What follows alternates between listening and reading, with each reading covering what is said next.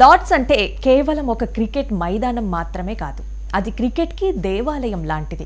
అక్కడ అడుగు పెట్టడమే గొప్పగా భావిస్తారు. అలాంటి లార్డ్స్లో గెలవడం అంటే ఒక మ్యాచ్ గెలిచినంత ఈజీ కాదు. క్రికెట్ చరిత్రలో శాశ్వతంగా పేరు చెక్కించుకున్నట్లే. అలాంటి ఘనతే ఈసారి భారత్ జట్టుకు దక్కింది. కానీ ఈ విజయం బ్యాట్స్మెన్ల కథ కాదు. ఇది పూర్తిగా భారత ఫేస్ బౌలింగ్ శక్తి.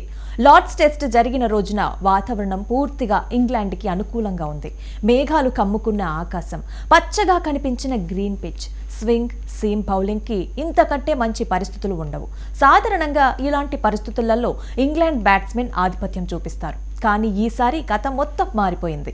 ఇంగ్లాండ్ గడ్డ మీద భారత ఫేస్ అటాక్ రాజ్యం చేసింది.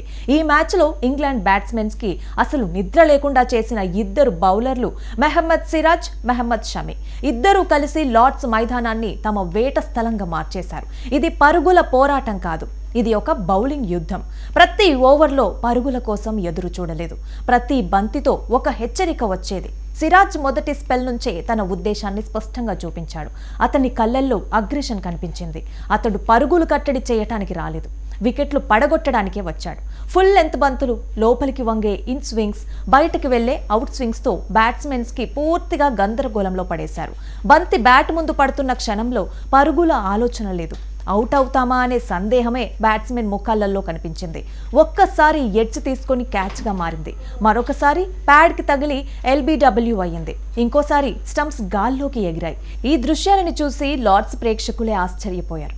ఇది నిజంగా ఇంగ్లాండ్లో జరుగుతుందా అనే సందేహం వారికి కలిగింది. ఎందుకంటే ఇలాంటి ఆధిపత్యాన్ని సాధారణంగా ఇంగ్లాండ్ బౌలర్లు చూపిస్తారు, అతిథి జట్లు కాదు. ఇక షమి రంగంలోకి దిగిన తర్వాత పరిస్థితి మరింత తీవ్రంగా మారింది. అతడి రన్అప్లోనే ఒక హెచ్చరిక ఉంటుంది. బంతిని చేతి నుంచి విడిచే క్షణంలో బ్యాట్, ప్యాడ్, స్టంప్ మూడు ఒకేసారి టార్గెట్ లాగా కనిపిస్తాయి.